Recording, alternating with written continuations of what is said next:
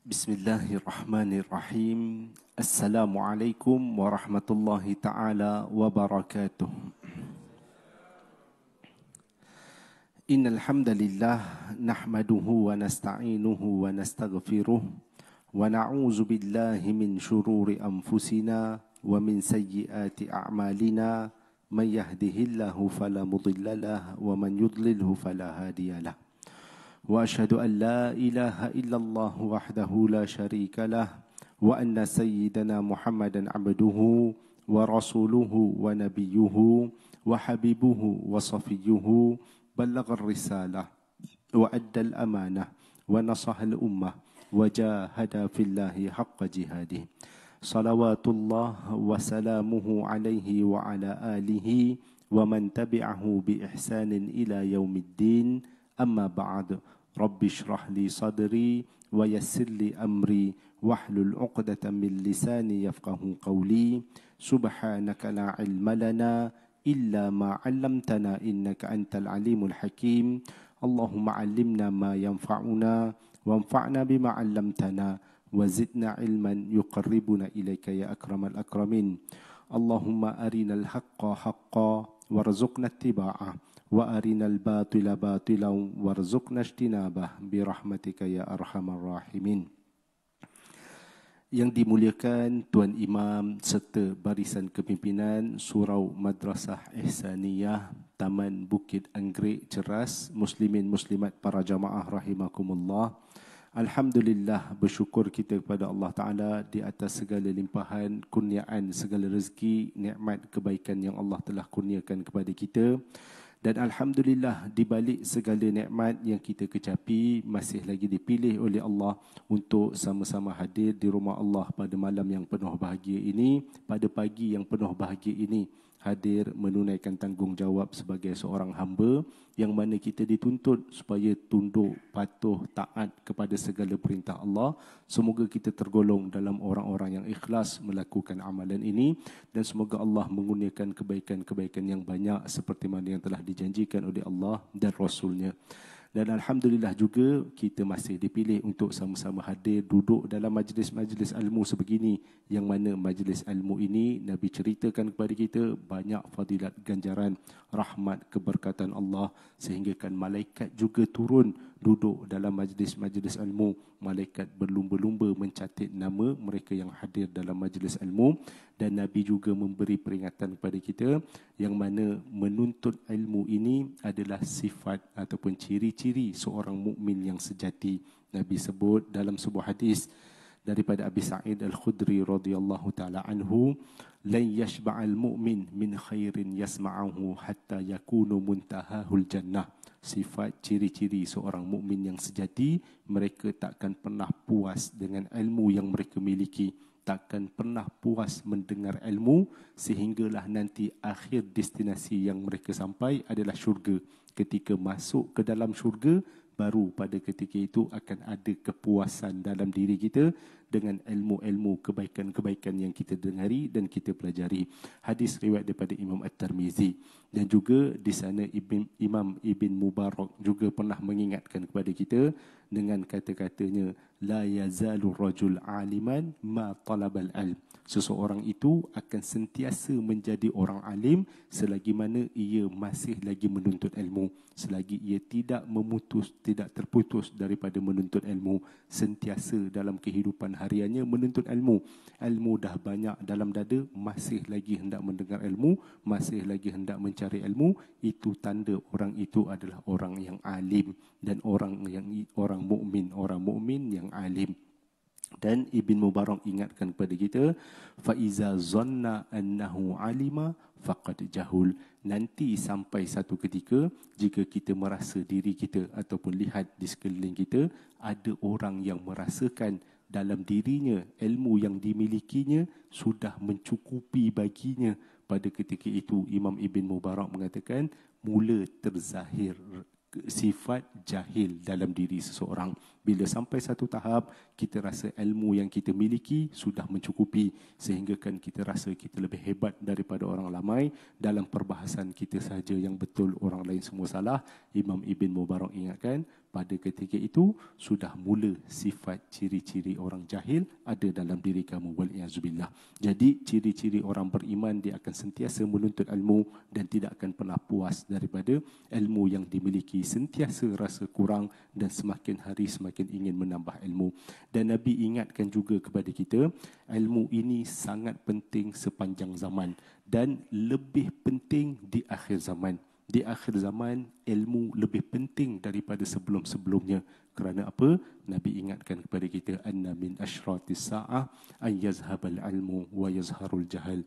Nanti suatu ketika di akhir-akhir zaman nanti, Nabi sebut, sebelum datang hari kiamat, ilmu-ilmu yang ada akan diangkat oleh Allah Ta'ala sedikit demi sedikit, sehingga nanti ilmu akan hilang dan kamu pada ketika itu hidup dalam keadaan kejahilan. Dan Nabi ceritakan kepada kita, ilmu ini diangkat oleh Allah Ta'ala bukan dengan sekaligus dicabut ilmu itu daripada pemikiran, daripada hati para alim ulama. Bukan begitu caranya. Tetapi innallah yaqbidul ilmu, innallah la yaqbidul ilma intiza'an yantazi'ahu min qalbil ibad, walakin yaqbidul ilma biqabdil ulama. Bukan dicabut sekaligus, tetapi Allah mengangkat ilmu itu sedikit demi sedikit dengan cara mematikan para alim ulama. Alim ulama sedikit demi sedikit pergi meninggalkan kita, dan alim ulama yang pergi ini tiada penggantinya. Ada ulama-ulama baru yang zahir, tetapi ulama-ulama baru ataupun ulama kemudian takkan sama kualitinya ataupun taraf kehebatannya seperti mana ulama-ulama yang telah pergi meninggalkan kita. Jadi ulama-ulama sedikit demi sedikit pergi meninggalkan kita, dan Nabi mengatakan, hatta idza lam yabqa aliman ittakhazan nas ru'usan juhala. Nabi nyatakan nanti sampai pada satu ketika kamu akan dapati pada ketika itu sudah tiada lagi orang alim, tinggal orang-orang jahil sahaja. Setelah ilmu diangkat oleh Allah Ta'ala, kejahilan akan membanyak, kejahilan akan mula meratai, berkembang dan mula meratai di dalam masyarakat. Dan Nabi mengatakan kejahilan inilah antara punca utama berlaku fitnah-fitnah yang dahsyat di akhir zaman, disebabkan kejahilan-kejahilan yang ada. Sehingga sampai satu tahap Nabi ingatkan kepada kita, hatta idza lam yabqa aliman, nanti sampai satu ketika kamu dapati untuk mencari orang alim, untuk mencari ilmu yang sebenar terlalu sukar, dan pada ketika itu ittakhazan nas ru'usan juhala, sampai satu ketika masyarakat hidup dalam keadaan yang jahil. Akhirnya mereka memilih ketua-ketua di kalangan mereka daripada orang-orang yang jahil. Dia tak pilih orang-orang yang alim, orang-orang yang hebat, sebab mereka sendiri hidup dalam keadaan yang jahil. Mereka mengangkat ketua-ketua daripada kumpulan orang yang jahil. Dan Nabi mengatakan, fasu'ilu, nanti mereka akan bertanyakan kepada ketua mereka tentang perihal kehidupan, tentang urusan agama mereka, fa'aftau bighairi ilmin, maka ketua mereka itu akan berfatwa tanpa berdasarkan ilmu, tanpa berlandaskan ilmu, fadallu wa adallu. Dan Nabi mengatakan inilah punca yang mana kamu akan dapati pada ketika itu mereka hidup dalam kesesatan dan menyesatkan, makin menyesatkan. Generasi-generasi yang datang selepas itu adalah generasi-generasi yang sesat dan generasi-generasi yang bermasalah. Hadis riwayat daripada Imam Bukhari dan Imam Muslim. Dan Nabi menceritakan punca segala masalah ataupun fitnah di akhir zaman disebabkan kejahilan yang mula meratai, sehingga kan Nabi mengatakan pada ketika itu, ketika mereka mengangkat ketua-ketua yang jahil, sehingga kan tahun-tahun itu berlaku tahun-tahun penipuan demi penipuan yang sangat dahsyat. Nabi sebut, sayati 'alan nas sanawat khadda'an, nanti satu ketika datang tahun-tahun yang mana kamu dapati dalam tahun-tahun itu adalah penipuan-penipuan yang sangat dahsyat. Yusaddiqu fihal kazib, yang mana pada tahun itu kamu dapati sebelum terjadinya kiamat, orang-orang jahil ataupun orang-orang penipu akan dibenarkan, akan dianggap sebagai orang yang jujur dan orang yang benar, sedangkan dia adalah pendusta, penipu yang sangat penipu tetapi dianggap sebagai orang yang benar. Wa yukazzibu fiha sadiq, Nabi mengatakan pada ketika itu juga orang yang benar dianggap sebagai pendusta, orang yang benar dianggap sebagai penipu.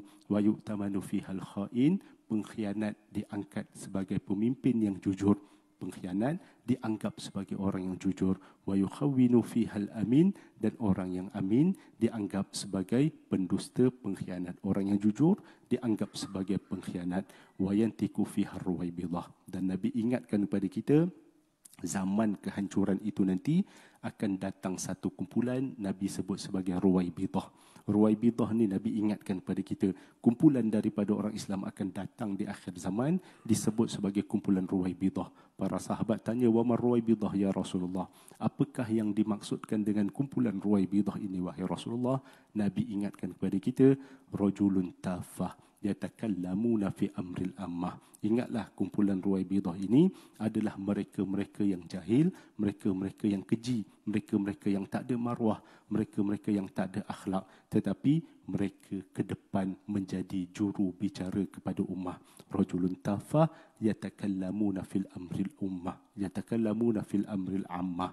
Mereka yang keji tetapi merekalah yang menjadi juru bicara kepada masyarakat tentang perihal kehidupan, tentang kepentingan dalam kehidupan, perihal agama. Kumpulan-kumpulan ini akan terkedepan. Hadis riwayat daripada Imam Ahmad, Ibn Majah dan Al-Hakim. Jadi banyak Nabi ingatkan kepada kita tentang kepentingan ilmu, dan yang paling utama ilmu di akhir zaman. Sebab nanti dalam banyak hadis yang lain Nabi mengatakan fitnah yang terjadi di akhir zaman seperti malam gelap gelita, yang mana pada ketika itu kamu teraba-raba di malam hari. Badiru bi'amal fitanan kaqit'al lail. Nabi sebut segeralah kamu dengan melakukan amalan, sebab nanti datang satu zaman fitnah bagaikan kegelapan malam. Kamu tak tahu mana yang benar, kamu tak tahu mana yang salah.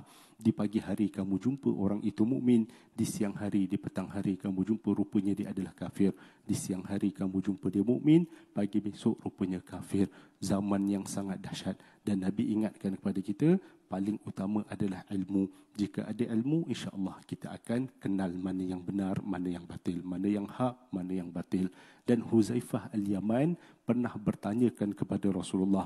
Dalam sebuah hadis, Huzaifah menceritakan kepada kita, ramai manusia ketika bertemu dengan Rasulullah, mereka akan tanya tentang amalan-amalan kebaikan, sebab mereka nak mengamal, melakukan amalan kebaikan. Tapi Huzaifah mengatakan, tetapi aku bertanyakan kepada Rasulullah sebaliknya, iaitu perkara-perkara buruk yang akan terjadi. Supaya apa? Makhafata an yudrikani, supaya aku dapat mengelakkannya. Sebahagian sahabat tanya perkara yang baik untuk nak amalkan perkara baik, tapi Huzaifah tanya perkara buruk supaya aku dapat menjauhi perkara tersebut.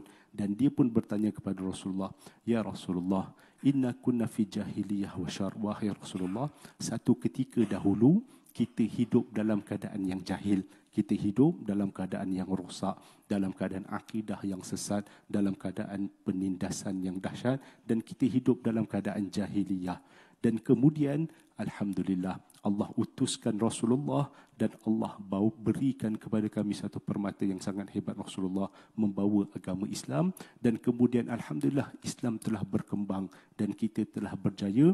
Masyarakat manusia hidup dalam keadaan aman damai, hidup dalam keharmonian, hidup dalam keindahan Islam itu sendiri.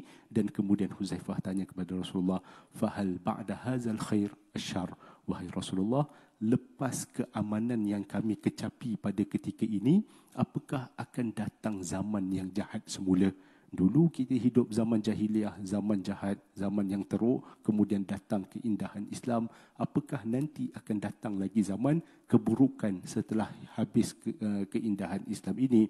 Nabi mengatakan, na'am, ya, akan datang nanti selepas daripada zaman yang harmoni ini, datang zaman yang buruk. Dan Nabi mengatakan ada akan terjadi zaman buruk tersebut. Dan kemudian Huzaifah bertanya kepada Rasulullah, baiklah Rasulullah, lepas zaman buruk itu nanti ada tak balik zaman kebaikan? Ada tak kemudian akan datang zaman yang baik, zaman yang indah semula? Nabi mengatakan, na'am, ya, akan ada balik zaman yang baik. Islam itu akan elok semula dan masyarakat akan elok semula. Wa fihi dukhan, tetapi pada ketika itu Nabi sebut akan ada kesamaran, yang kurang jelas. Zaman Rasulullah jelas keindahan Islam itu, jelas kebaikan Islam itu. Tapi nanti zaman kedua, Nabi mengatakan kurang jelas, dan ada yang jelas yang kamu ketahui, ada yang kamu tak ketahui. Nabi mengatakan qaumun yastannuna bi ghairi sunnati wa yahduna bi ghairi hadi. Di sana kamu akan dapati beberapa kumpulan, mereka beramal, sebahagiannya ta'rifu minhum wa tunkir, sebahagiannya amalan yang mereka lakukan jelas kamu ketahui daripada ajaran Islam, sebahagian amalan yang kamu jelas ketahui ia bukan daripada amalan Islam, sebahagiannya bercampur, kamu kurang jelas ini Islami ataupun bukan Islami. Dan kemudian Huzaifah tanya, selepas zaman keburukan itu, apakah akan datang lagi zaman kebaikan ataupun akan ada lagi zaman lebih buruk daripada itu? Datang zaman yang baik dalam keadaan yang kesamaran, lepas pada itu adakah akan ada lagi zaman buruk? Nabi mengatakan masih ada akan zaman buruk yang akan datang. Dan kemudian Nabi mengatakan ramai mereka yang mengajak kumpulan-kumpulan orang ramai untuk bergabung dengannya, dan kemudian kamu melihat du'at ala abwabi jahannam, sedangkan mereka ajak kumpulan-kumpulan ini menuju ke dalam neraka, bukan bawa perkara yang baik. Akhirnya Huzaifah al-Yaman bertanya kepada Rasulullah, wahai Rasulullah, kalau sekiranya kami hidup dalam zaman malapetaka, zaman keadaan yang kurang jelas mana baik mana yang jahat, apakah yang perlu kami lakukan? Apa yang kamu nasihatkan kami sekiranya kami duduk dalam zaman-zaman fitnah tersebut? Nabi mengatakan satu sahaja nasihat Nabi, talzam jama'atul muslimin wa imamahum. Kamu mesti kena ikut kumpulan majoriti daripada umat Islam. Kamu ikut, tengok mana kumpulan yang terbesar daripada kumpulan umat Islam, kamu ikut kumpulan itu. Dan jika mereka masih ada pemimpin Islam di kalangan mereka, ikut kumpulan yang terbesar yang masih ada pemimpin Islam di kalangan mereka. Dan kemudiannya Huzaifah bertanya kepada Rasulullah, wahai Rasulullah, illam takun lahum jama'ah wala imam, wahai Rasulullah, sekiranya mereka tidak memiliki kumpulan yang besar, kumpulan Islam telah berpecah-pecah pada ketika itu, apa yang perlu kami lakukan? Nabi mengatakan fa'tazil tilkal firaq kullaha, tinggalkan semua kumpulan itu. Bila sampai langsung tak ada jemaah kumpulan Islam yang terbesar, semua kumpulan kecil-kecil sahaja dan tak ada ketua utama yang memimpin mereka, Nabi mengatakan tinggalkan mereka semua. Sebab itu pentingnya ilmu dalam diri seseorang.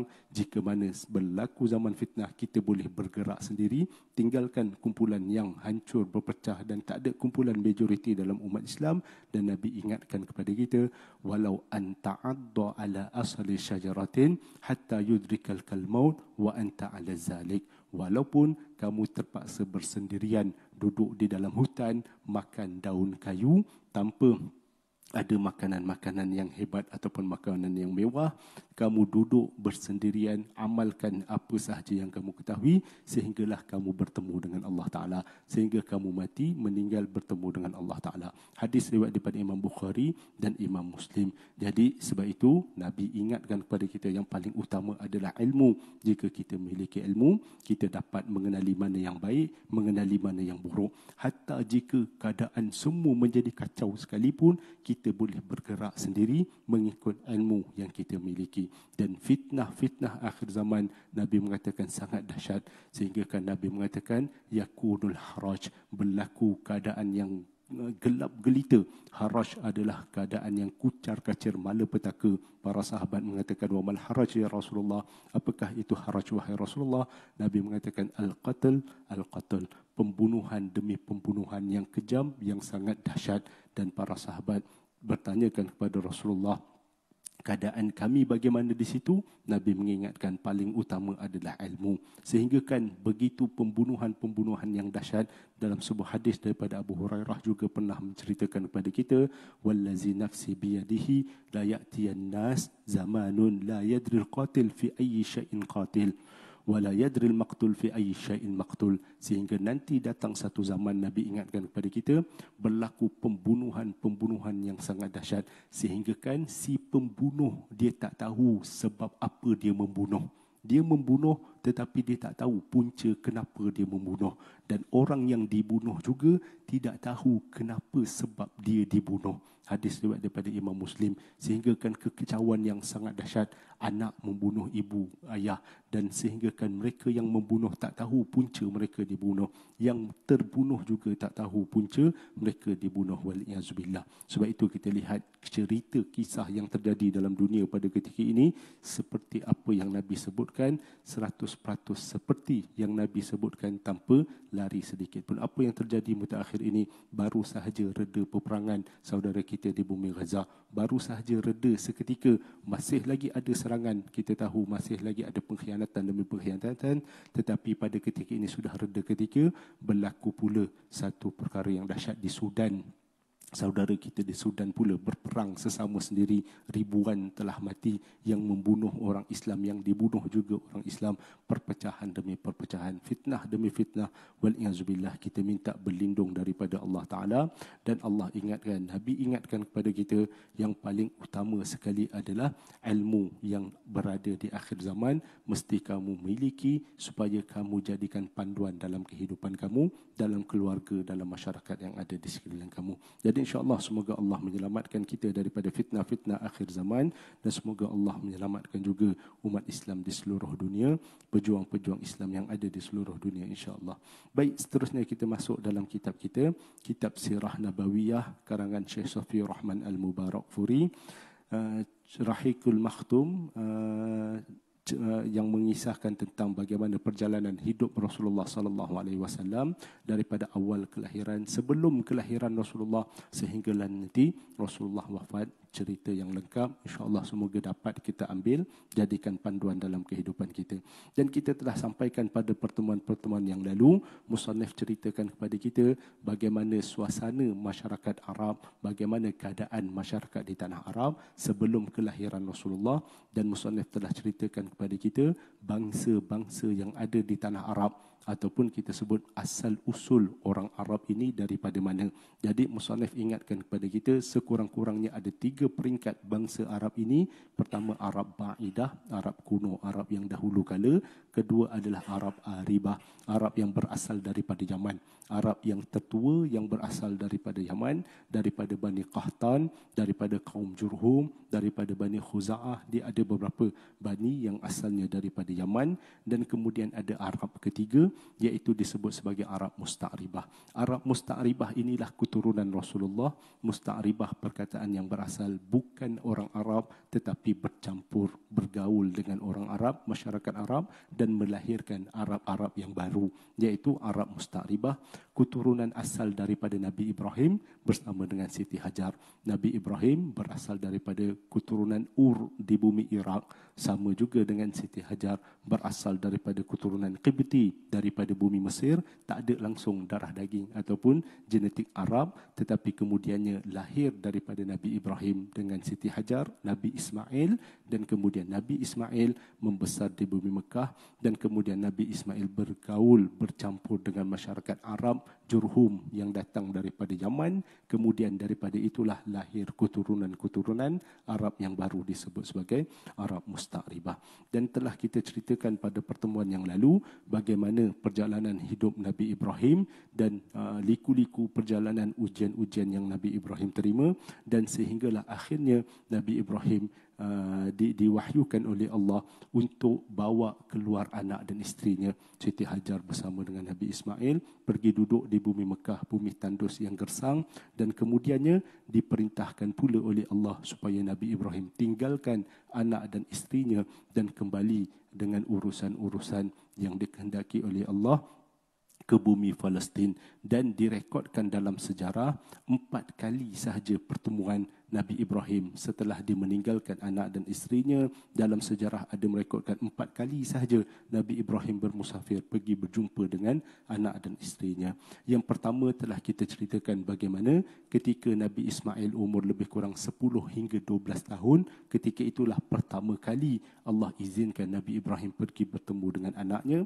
Dan kemudian pada ketika pertemuan tersebut datang ujian Allah Ta'ala tentang bagaimana kisah penyembelihan Nabi Ibrahim terhadap Nabi Ismail. Dalam surah As-Saffat ayat 100 hingga 110 Allah menceritakan tentang kisah ini. Itu pertemuan yang kali pertama, dan pertemuan kali kedua dan pertemuan yang kali ketiga telah kita ceritakan bagaimana pertemuan Nabi Ibrahim datang bertemu dengan Nabi Ismail, yang mana pada ketika itu Nabi Ismail telah dewasa dan Nabi Ismail telah berkahwin. Adapun ibunya Siti Hajar telah meninggal pada ketika itu. Nabi Ibrahim datang bertemu dengan anak, tak dapat bertemu dengan Nabi Ismail tetapi dapat bertemu dengan menantunya, dengan isteri Nabi Ismail. Pertemuan kali kedua yang mana Nabi Ibrahim bertanyakan kepada isterinya tentang kehidupan. Isterinya menceritakan tentang keburukan-keburukan yang mana dia mengatakan, aku hidup susah, aku tidak cukup makan, perlu buat itu, perlu buat ini. Segala keburukan dalam rumah tangga diceritakan kepada Nabi Ibrahim. Dan kemudian Nabi Ibrahim pesan kepada isterinya, nanti suami kamu kembali, sampaikan salam kepada suamimu dan pesan kepadanya tukar jendela ataupun tukar pintu, daun pintu rumah ini. Dan kemudian setelah Nabi Ismail kembali dan diceritakan kepada Nabi Ismail mengatakan kepada isterinya, itulah ayahku yang datang, orang tua yang datang itu tadi adalah ayahku Nabi Ibrahim, dan dia pesan kepadaku supaya tukar daun pintu rumah ini. Daun pintu rumah itu adalah kamu. Maksudnya kamu ceritakan segala-galanya, seakan-akannya daun pintu kamu keluarkan segala aib yang ada dalam rumah ini dan kamu sebarkan kepada orang ramai. Jadi Nabi Ibrahim nasihatkan kepada Nabi Ismail supaya tinggalkan isteri itu dan cari isteri yang lain yang lebih baik. Dan setelah kemudiannya berlaku pula pertemuan yang kali ketiga, Nabi Ibrahim datang, kisah yang sama, tetapi pada ketika itu Nabi Ismail tiada. Nabi Ismail keluar mencari rezeki dan kemudian Nabi Ibrahim bertemu dengan isteri kedua. Isteri kedua ini adalah anak daripada Mudad ibn Amr, iaitu anak ketua daripada Bani Jurhum. Dan kemudiannya Nabi Ibrahim tanya kepada menantunya, bagaimana kehidupan kamu? Dan pada ketika itulah dia menceritakan kebaikan-kebaikan yang ada dalam rumah tangganya. Dan Nabi Ibrahim bertanya kepadanya, kamu makan apa secara harian? Kamu makan apa? Dan dia kata, aku makan daging-daging. Dan kamu minum apa? Aku minum air daripada air Zam-Zam. Jadi Nabi Ibrahim tahu pada ketika itu mereka bukan hidup senang, mereka hidup susah. Nabi Ibrahim doakan kepada mereka, Allahumma barik lahum fi ta'amihim wa fi syarabihim. Ya Allah, berkatilah hidup mereka, berkatilah makan dan minum keluarga ini, berkatilah makanan mereka dan minuman mereka. Dan kemudian Nabi Ibrahim pesan kepada isteri Nabi Ismail, ketika suami kamu balik nanti, sampaikan salam kepadanya dan pesan kepadanya, kekalkan daun pintu rumah ini. Dan setelah Nabi Ismail balik, Nabi Ismail bertanyakan kepada isterinya, apakah ada sesiapa datang tadi? Dan isterinya pun menceritakan, datang orang tua begitu dan begini. Dan akhirnya Nabi Ismail mengatakan, itu adalah ayahku dan ayahku pesan supaya mengekalkan daun pintu. Daun pintu ini adalah kamu, dan berkekalanlah perkahwinan Nabi Ismail bersama isterinya sehingga melahirkan 12 orang anak keturunan Nabi Ismail. Daripada susul jalur inilah lahir keluarga Rasulullah sallallahu alaihi wasallam.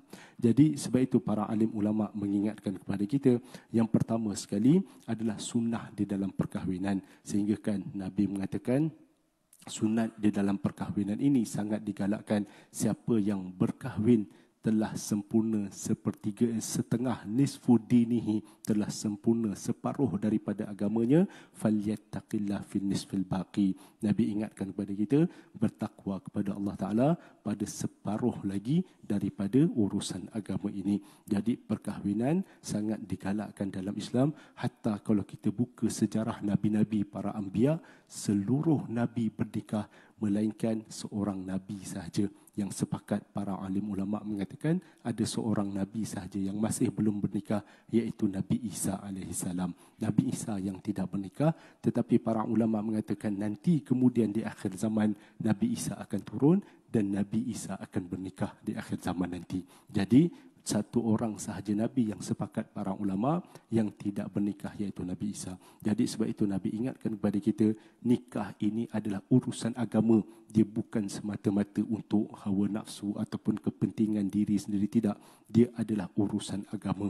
Bernikah saja selesai separuh daripada urusan agama, yang mana tinggal lagi separuh untuk kita bertakwa kepada Allah Ta'ala dalam urusan pernikahan. Dan Nabi mendidik, mengajar kepada kita dalam pernikahan ini mestilah kena ada perbincangan toleransi dengan suami isteri, kena ada ukhuwah mahabbah bersama dengan suami, pasangan suami isteri itu.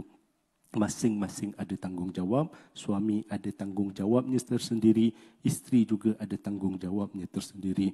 Allah ingatkan kepada kita dalam surah An-Nisa ayat ke-34, Ar-rijalu qawwamuna 'alan nisa bima faddalallahu ba'dahum 'ala ba'd wa bima anfaqu min amwalihim.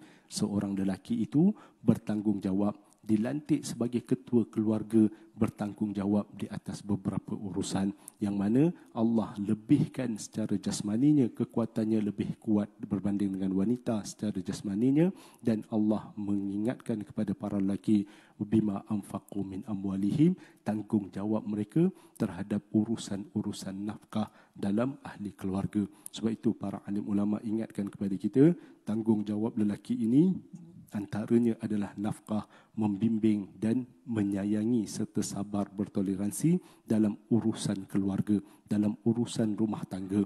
Nafkah dituntut sebagai tanggungjawab kepada suami, bukan sahaja nafkah yang menjadi tanggungjawab, tetapi sabar dan mendidik keluarga juga adalah dalam tanggungjawab seorang suami. Sehingga kan Allah firman dalam surah Nisa ayat ke-19, wa ashiruhunna bil ma'ruf, kamu hidup bergaulah dengan isteri kamu dengan cara yang ma'ruf, iaitu dengan cara yang baik. Kena buat baik dengan isteri kita. Sehingga kan Nabi mengatakan, khairukum li ahlihi wa ana khairukum li ahli. Sebaik-baik kamu adalah yang terbaik di kalangan kamu terhadap istrinya, terhadap ahli keluarganya. Dan aku, Nabi sebut aku adalah orang yang terbaik terhadap keluargaku di kalangan kamu. Dan Nabi ajarkan kepada kita juga dalam mendidik isteri itu mesti kena dengan penuh kesabaran. Tidak boleh didik dengan kekerasan, tidak boleh didik dengan cara yang keras. Sehingga kan Nabi sebut kepada kita, istausu bin nisa khaira, ingatkan, perhatikan, nasihatkanlah kepada isteri kamu tentang perkara-perkara yang baik. Jangan kamu tegur ataupun kamu didik isteri kamu dengan cara yang keras. Kerana apa? Isteri kamu, Nabi sebut, khuliqna min dhila', isteri kamu ataupun wanita itu sendiri tercipta daripada tulang rusuk. Nabi sebut wanita tercipta daripada tulang rusuk. Wa inna a'waju syai' fi dhila' a'lahu. Nabi mengatakan, dan tulang rusuk yang paling bengkok sekali adalah tulang rusuk yang paling atas. Jadi wanita tercipta daripada tulang rusuk. Fa in zahabta tuqimahu wa kasartahu. Nabi mengatakan tugas kamu sebagai seorang lelaki adalah meluruskan tulang yang telah bengkok itu. Itu tugas kita. Kalau itu sebab Nabi kata, jika kamu tarik tulang itu dengan cara yang keras, kamu akan mematahkan tulang tersebut. Fa in tausum, dan Nabi mengatakan, wa in taraktahu lam tazal a'waj. Dan jika kamu biarkan tulang itu berterusan, kamu tak ambil peduli, tak kamu luruskannya, selama-lamanya tulang itu akan bengkok. Nabi ingatkan kepada kita, wanita dicipta daripada tulang rusuk yang bengkok. Jadi luruskan tulang itu dengan cara yang baik. Jika gunakan cara yang keras, akan patah tulang tersebut. Jika kamu biarkan, tak ambil peduli, selama-lamanya tulang itu akan bengkok, tak akan selesai masalah kamu. Maka Nabi ingatkan kepada kita, wastausu bin nisa'i khaira. Perhatikan, nasihatilah, bimbinglah keluarga kamu dengan cara yang baik, dengan cara yang lembut, supaya tidak mematahkan tulang tersebut dan tidak membiarkan tulang itu terus bengkok. Hadis riwayat daripada Imam Bukhari dan Imam Muslim. Jadi itu tanggungjawab sebagai seorang lelaki, sebagai seorang ketua keluarga, bukan sahaja mencari nafkah. Sebab itu para alim ulama mengatakan, jika semata-mata mencari nafkah, haiwan-haiwan juga mencari nafkah untuk anak dan isterinya. Haiwan juga mencari makan untuk anak-anaknya. Jadi Islam ataupun manusia, umat Islam bukanlah tarafnya sama seperti haiwan, lebih lagi daripada itu, bukan semata-mata mencari nafkah, tetapi mendidik anak dan isteri rumah tangga berpandukan ajaran Islam, berpandukan apa yang Nabi ajar. Dan cara pendidikan yang paling besar, yang tanggungjawab paling besar adalah sabar di dalam menghadapi ujian rumah tangga, sabar di dalam membentuk ahli keluarga. Nabi sebut dengan jelas, wanita memang bengkok hidupnya sentiasa. Bukanlah kita kata wanita itu bermasalah, tetapi sentiasa cenderung ke arah yang bengkok. Nabi sebut, tugas kitalah sebagai lelaki untuk meluruskannya. Tapi sebaliknya, jika lelaki pun bengkok sama seperti wanita tersebut, hancurlah rumah tangga tersebut, makin bermasalahlah, lahirlah generasi-generasi yang buruk. Jadi tugas lelaki itu, tanggungjawabnya adalah itu, meluruskan keluarganya. Walaupun pada asalnya isteri itu bengkok, tetapi tugasnya adalah meluruskan. Jangan guna cara yang kasar, jangan guna cara yang keras. Kalau guna cara yang keras, kamu akan mematahkan tulang tersebut. Dan jika kamu biarkan, tulang itu akan terus bengkok dan terus dalam keadaan yang salah. Jadi sebab itu tugas lelaki agak berat. Dan tugas wanita pula, setelah lelaki selesaikan tanggungjawabnya, Nabi ingatkan di sana juga ada tugas wanita. Bukan tugas lelaki saja, lelaki mempunyai tanggungjawab yang berat, dan di sana juga ada tugas-tugas wanita. Dan tugas wanita ini Nabi sebut, yang pertama sekali adalah jaga maruah dirinya. Dalam urusan rumah tangga, jaga maruah dirinya. Yang kedua yang paling besar terhadap wanita adalah taat kepada suaminya. Taat kepada segala perintah suaminya yang tidak melanggar arahan perintah Allah Ta'ala. Taat inilah yang paling besar. Tadi lelaki, kita kata yang paling besar adalah sabar di dalam menanggung keluarga, dalam mendidik keluarga. Itu yang paling besar. Adapun wanita, yang paling besar tanggungjawabnya adalah taat kepada suaminya. Sehingga kan Nabi ingatkan kepada kita dalam sebuah hadis daripada Abu Hurairah radhiyallahu taala anhu, Nabi mengatakan wanita ini dia perlu lakukan 4 perkara sahaja. Yang mana Nabi mengatakan salatil mar'ah khamsa, dia solat 5 waktu, jaga solat 5 waktu, somat syahraha, jaga puasa di bulan Ramadan, dan hasanat farjaha, dia jaga akan maruah dirinya, wa ta'at zaujaha, dan dia taat kepada perintah suaminya. Di hari akhirat nanti malaikat akan seru kepadanya, qila laha udkhulil jannah min ayyi babin syi'ta, wahai si fulana, wahai fulana, kamu diizinkan oleh Allah, masuklah ke dalam mana-mana syurga yang kamu inginkan. Dibuka seluruh pintu syurga dan masuklah pada mana-mana pintu syurga yang kamu inginkan. Jadi sebab itu para alim ulama mengatakan tugas wanita adalah jaga solat 5 waktu, jaga perkara yang wajib fardu, puasa di bulan Ramadan, dan paling utama jaga maruah dirinya. Dan yang paling besar sekali adalah taat kepada isterinya, taat kepada suaminya dalam seluruh perintah, selagi perintah itu tidak melanggar syariat Allah Ta'ala, dia kena taat kepada suaminya. Hadis riwayat daripada At-Tabrani dan Ibn Hibban. Dan yang terakhir itulah yang paling berat kepada seorang isteri, taat kepada suaminya. Sebab itu Nabi pernah ingatkan kepada kita, suatu ketika Nabi mengatakan, aku lihat api neraka, Allah Ta'ala jelmakan neraka di hadapanku, dan aku melihat neraka itu dengan jelas. Aku lihat mereka yang diseksa di dalam neraka itu. Dan Nabi mengatakan, tetapi yang paling mengejutkan aku lihat yang ramai di dalam api neraka itu adalah wanita. Nabi mengatakan faiza aksara ahliha an-nisa, yang paling ramai dalam neraka itu adalah wanita. Para sahabat pun bertanya, kenapa wahai Rasulullah ramai wanita dalam neraka ini? Nabi mengatakan yakfurnal ashir, mereka sentiasa melawan suaminya. Jadi antara paling besar sekali sebab wanita masuk ke dalam neraka, Nabi mengatakan mereka sentiasa melawan suaminya. Yakfurnal ihsan walau ahsanta ila ahadihinna ad-dahar summa ra'at minka syai qalat ma ra'aitu minka khairan qad. Jika kamu buat baik kepadanya sehingga kan sepenuh hayat kamu buat baik kepadanya, tapi kemudian mereka nampak keburukan kamu, satu saja keburukan yang kamu lakukan, mereka akan mengatakan, aku tak pernah lihat kebaikan bersama dengan kamu sepanjang hayat aku. Hadis riwayat daripada Imam Bukhari dan Imam Muslim. Jadi Nabi ingatkan kepada kita, wanita memang sifat begitu. Sebagai seorang lelaki mesti kena sabar di dalam mendidik urusan wanita, dan tugas wanita adalah taat kepada suaminya melebihi segala-gala yang ada. Taat kepada suaminya adalah perkara yang sangat besar. Sehingga kan dalam sebuah riwayat diceritakan daripada Muaz ibn Jabal.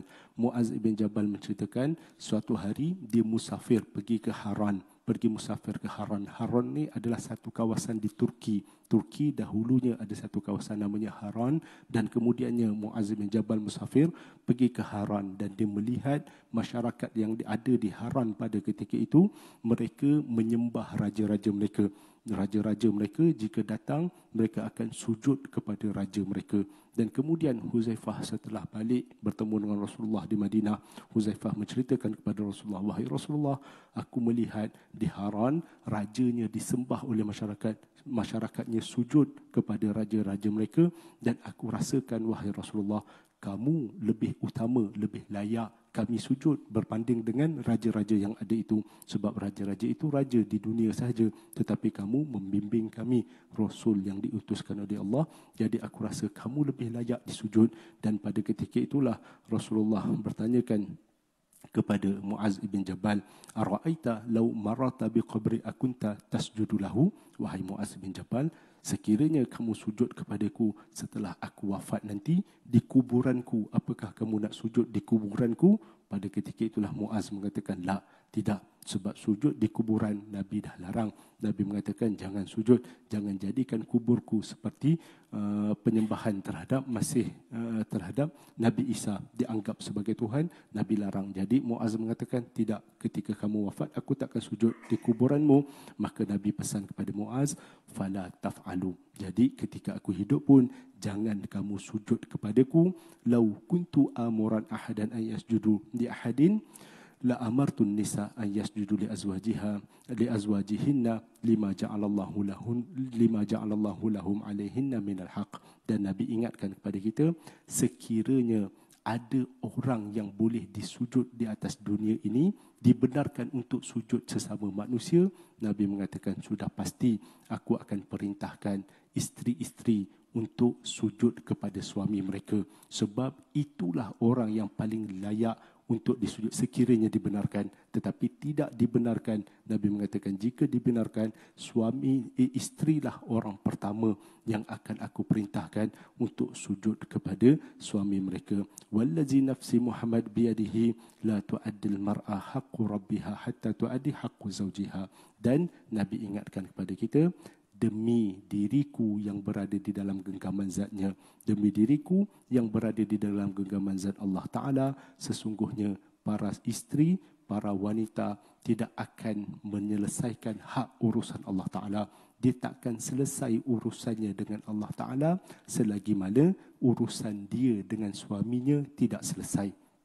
Nabi ingatkan, urusan para isteri tidak selesai selagi mana urusan dia dengan suaminya tidak selesai. Urusannya dengan Allah Ta'ala juga tidak akan selesai. Hadis riwayat daripada Abu Daud. Jadi sebab itu kita kata, tanggungjawab lelaki berat untuk menguruskan keluarganya. Begitu juga tanggungjawab seorang wanita agak berat di dalam mentaati suaminya. Jadi sebab itu jika masing-masing melaksanakan tanggungjawab masing-masing, insya-Allah keluarga dalam rumah tangga kita akan berjalan dengan harmoni. Jadi sebab itu Nabi ingatkan kepada kita juga dalam kisah bagaimana pertemuan Nabi Ismail bersama dengan ayahnya Nabi Ibrahim. Dalam pertemuan yang kedua dan ketiga menceritakan tentang urusan rumah tangga Nabi Ismail. Dan ayah ini memang sifatnya menasihati anak-anaknya di dalam apa urusan sekalipun. Dan sehinggalah anak itu telah dewasa sekalipun, memang tanggungjawab ayah untuk memberi nasihat kepada anak-anak disebabkan pengalaman-pengalaman yang dilalui oleh ayah lebih jauh daripada pengalaman yang dilalui oleh anak-anak mereka. Adapun Nabi Ismail mengikut perintah Nabi Ibrahim bukan disebabkan mesti mengikut perintah ayah dalam urusan rumah keluarga, Tidak, tetapi itu adalah mengikut pendapat pandangan yang ada dalam dirinya sendiri. Dia yang buat keputusan untuk menceraikan isterinya dan dia mengambil tanggungjawab. Itu bukan urusan ayah. Ayah cuma menasihati sahaja. Jadi sebab itulah pertemuan yang kedua dan ketiga menceritakan tentang hal ehwal rumah tangga, dan Nabi nasihatkan kepada kita tentang tanggungjawab lelaki dan tanggungjawab isteri di dalam urusan rumah tangga. Dan kemudiannya pertemuan yang keempat dan pertemuan yang terakhir adalah diceritakan oleh Rasulullah SAW, yang mana pada ketika Nabi Ismail sedang duduk tidak jauh daripada Telaga Zamzam, Nabi Ismail sedang mengasah panahnya, sedang duduk mengasah panahnya. Kemudian Nabi Ibrahim datang dan kemudian Nabi mengatakan, Nabi Ibrahim bertemu dengan Nabi Ismail, bangunlah, berkasih sayanglah antara ayah dan anak itu. Kemudian Nabi Ibrahim bagi tahu kepada Nabi Ismail, ya Ismail, innallaha amarani bi amr, Allah perintahkan aku untuk lakukan satu perkara. Maka Nabi Ismail pun mengatakan, fasna ma amaraka rabbuk, wahai ayah, lakukan sahaja apa yang telah diperintahkan oleh Allah. Sebelum ni Allah perintahkan untuk sembelih pun, Nabi Ismail mengatakan, silakan wahai ayah, lakukanlah segala perintah Allah. Dan kali ini juga ada perintah lagi daripada Allah, dan pada ketika itu Nabi Ismail mengatakan, lakukanlah apa sahaja yang Allah telah perintahkan wahai ayah. Dan ketika itulah Nabi Ibrahim mengatakan, fa innallaha amarani an abni baitan hahuna, Allah perintahkan untuk aku lakukan ataupun aku bina satu bangunan di kawasan ini, iaitu Masjidil Haram ataupun Kaabah. Allah perintahkan untuk Nabi Ibrahim membina Kaabah di tempat itu, dan dia menunjukkan tempat murtafi'an ala hauliha fa inda zalika rafa'al qawaid minal bait. Ada satu kawasan yang mana para ulama, hatta Nabi juga mengatakan di situ sudah ada kesan-kesan binaan asal, dan kemudian Nabi Ibrahim diperintahkan untuk membangunkan bangunan, meninggikan kawasan yang memang ada bangunan asalnya di situ, kesan-kesan bangunan lama. Dan kemudiannya Nabi Ismail pun bersama dengan Nabi Ibrahim membina Kaabah. Nabi Ismail memberikan kepada Nabi Ibrahim, membantu Nabi Ibrahim dalam membina Kaabah. Nabi Ismail yang menghulurkan batu kepada Nabi Ibrahim. Nabi Ibrahim menyusun batu sekeliling Kaabah, sehinggalah Nabi mengatakan, sehingga izar tafa'al bina ja'a bihazal hajar. Nabi mengatakan sehinggalah sampai satu ketika Kaabah itu telah meninggi dan Nabi Ibrahim tak sampai nak letak batu di tempat yang tinggi. Dan kemudiannya Nabi mengatakan, Nabi Ismail bawa batu ini dan berikan kepada Nabi Ibrahim, iaitu Hijr Ismail ataupun Maqam Ibrahim, iaitu batu Maqam Ibrahim, yang pada ketika ini kalau kita pergi di Kaabah ada satu kawasan disebut sebagai Maqam Ibrahim. Maqam Ibrahim itu adalah satu batu, seketul batu yang dijadikan anak tangga untuk Nabi Ibrahim berada di tempat yang lebih tinggi untuk mudah menyusun batu di dalam pembinaan Kaabah. Sehinggalah dah setelah sempurna binaan Kaabah, ada satu ruang yang kosong, dan pada ketika itulah Nabi Ibrahim minta kepada Nabi Ismail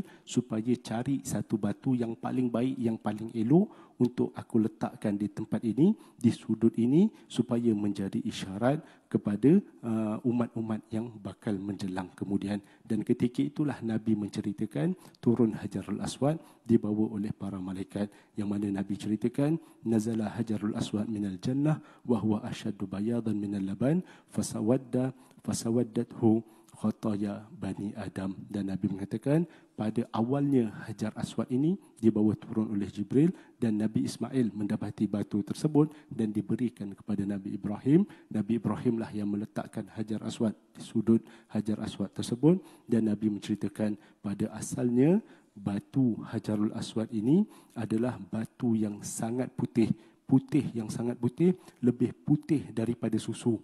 Tapi kemudiannya dia datang, kemudiannya generasi-generasi umat-umat yang datang, umat-umat inilah yang menghitamkan Hajar Aswad itu disebabkan kotoran-kotoran yang ada dalam diri mereka, disebabkan dosa-dosa yang ada dalam diri umat-umat kemudian, sehinggalah kemudian batu itu menjadi batu yang hitam, disebut sebagai Hajarul Aswad. Hadis riwayat daripada Imam At-Tirmizi. Jadi sebab itulah Nabi ceritakan kepada kita bagaimana pertemuan Nabi Ibrahim bersama dengan Nabi Ismail kali yang keempat. Dan pada ketika mereka membina Kaabah inilah Allah berfirman dalam surah Al-Baqarah ayat 127 sehingga 129 menceritakan bagaimana Nabi Ibrahim menyusun batu-batu Kaabah, membina Kaabah.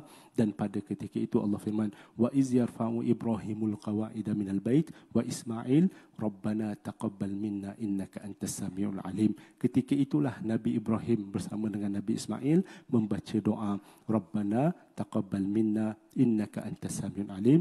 Wahai Allah, wahai Tuhan kami, wahai Tuhan yang Maha Pencipta, taqabbal minna, wahai Tuhan yang menguruskan urusan kami, terimalah segala apa yang kami lakukan, amalan-amalan kami ini. Innaka antas samiul alim, wahai Allah, kamulah Tuhan yang Maha mendengar lagi Maha mengetahui. Dan kemudian Allah firman, Rabbana waja'alna muslimain laka wa min zurriyyatina ummatan muslimatan lak wa arina manasikana wa tub alaina innaka antat tawwabur rahim. Doa yang Nabi Ibrahim ucapkan, dan Nabi Ibrahim ucapkan juga pada ketika itu, Rabbana wab'ath fihim rasulam minhum yatlu alaihim ayatika wa yu'allimuhumul kitaba wal hikmah wa yuzakkihim innaka antal azizul hakim. Dan Nabi Ibrahim mohon juga kepada Allah, wahai Allah, utuskanlah kepada kaum-kaum ini, wab'ath fihim rasulan minhum, utuskanlah seorang utusan, rasul, nabi, utusan kamu daripada masyarakat yang ada di bumi ini, minhum, daripada kaum-kaum ini, yatlu alaihim ayatika, untuk mendidik, mengajar mereka tentang ayat-ayat tanda-tanda kebesaranmu, wa yu'allimuhumul kitab, dan mengajar mereka tentang kitab, al-hikmah, wa yuzakkihim, dan menyucikan mereka, membersihkan mereka daripada kotoran-kotoran yang ada dalam diri mereka. Innaka antal azizul hakim, ya Allah, kamulah Tuhan yang Maha Agung lagi Maha Bijaksana. Jadi doa inilah para alim ulama mengatakan lahir daripada zuriat keturunan Nabi Ibrahim, seorang nabi, iaitu Rasulullah sallallahu alaihi wasallam, hasil daripada doa ayah nenek moyangnya, iaitu doa Nabi Ibrahim itu sendiri. Dan kemudian terbentuklah Masjidil Haram ataupun terbinalah Kaabah. Dan Kaabah ini adalah masjid pertama yang dibina oleh dibina untuk umat manusia beribadah kepada Allah. Dalam satu hadis diriwayatkan daripada Abu Zar radhiyallahu taala anhu, Abu Zar bertanya kepada Rasulullah, ya Rasulullah, ayyu masjidin wudi'a 'alal ardi awwalun? Wahai Rasulullah, masjid apakah yang dibina pertama sekali di atas muka bumi ini? Nabi mengatakan Masjidil Haram. Masjidil Haram adalah masjid yang dibina pertama sekali. Summa ai, kemudian masjid apakah wahai Rasulullah? Selepas Masjidil Haram, masjid apa yang dibina? Nabi mengatakan Masjidil Aqsa. Masjidil Aqsa adalah masjid yang kedua dibina di atas muka bumi ini. Dan Abu Zar bertanya kepada Rasulullah, kam bainahuma, berapakah tempoh waktu di antara dua masjid ini dibina? Nabi mengatakan arba'una sanah, 40 tahun. 40 tahun selepas Kaabah dibina pula Masjidil Aqsa. Dan 40 tahun jarak tempoh waktu selepas daripada Kaabah dibina. Dan kemudian Nabi mengingatkan kepada kita, solatlah kamu di mana sahaja tempat yang kamu boleh menunaikan solat. Hadis riwayat daripada Imam Bukhari dan Imam Muslim. Jadi sebab itu kiblat pertama kita juga adalah Masjid Aqsa, dan kiblat kedua kita adalah Baitullahil Haram, Kaabah. Dan kedua-dua masjid ini adalah masjid pertama dan masjid kedua dibina di atas muka bumi. Dan kelebihan fadilat solat di antara dua masjid ini juga berbeza dengan masjid-masjid yang lain. Dalam sebuah hadis, Nabi ingatkan kepada kita, solatun fil masjidil haram bi mi'ati alfi solah. Kita solat satu rakaat di Masjidil Haram, di Kaabah, di Masjidil Haram, sekeliling Masjidil Haram, satu rakaat kita solat, pahalanya sama dengan 100,000 kali lipat 100,000 rakaat. Dan Nabi sebut solat di Masjid Nabawi bagaikan kita solat satu rakaat, pahalanya digandakan 1000 kali ganda. Dan solat di Baitul Maqdis, di Masjidil Aqsa, satu rakaat solat kita digandakan 500 kali ganda pahala solatnya. Hadis diriwayatkan daripada Al-Bazzar dan daripada At-Tabrani. Jadi sebab itu kita kata antara tempat mulia bagi umat Islam adalah Masjidil Haram, Masjid Nabawi dan Masjidil Aqsa. Dan ketiga tempat ini sahajalah yang Nabi galakkan kita untuk pergi menziarahinya. Nabi sebut dalam satu hadis, la tushaddur rihal illa ila salasati masajid. Tidak digalakkan ataupun tidak diberati oleh umat Islam untuk pergi melancong ke mana-mana arah dunia pun, ke mana-mana kawasan, melainkan ketiga tempat ini sahajalah yang sangat digalakkan oleh umat Islam untuk pergi melancong, iaitu pertama sekali Masjidil Haram, yang kedua adalah Masjid Nabawi, yang ketiga adalah Masjidil Aqsa. Sebab itu para alim ulama ingatkan kepada kita, hukum kita pergi menziarahi tiga masjid ini adalah sunat muakkadah, sangat digalakkan dan sangat dituntut. Adapun umrah hukumnya sehingga ada yang mengatakan wajib, ada yang mengatakan sunat, dan juga menjadi rukun Islam kita untuk pergi menziarahi ataupun melakukan ibadah haji bagi mereka yang mampu untuk menziarahi Baitillahil Haram, Kaabah, dituntut di dalam agama Islam kita. Jadi sebab itu para alim ulama mengatakan menjadi aib bagi umat Islam jika dia pergi melancong ke tempat-tempat lain sebelum dia menziarahi tiga masjid ini terlebih dahulu.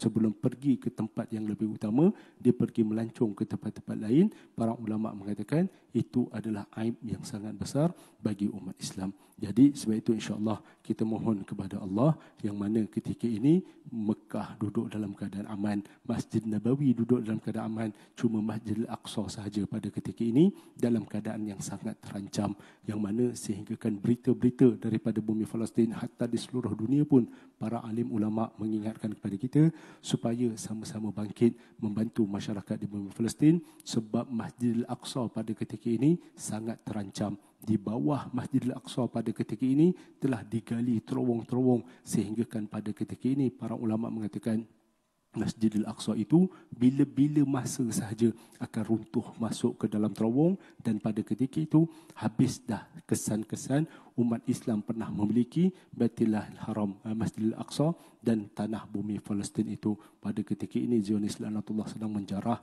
tebing barat setelah mereka gagal menguasai Gaza secara keseluruhan. Mereka ambil tindakan untuk menguasai tebing barat terlebih dahulu pada ketika ini, termasuk dalam tebing barat adalah Masjidil Aqsa.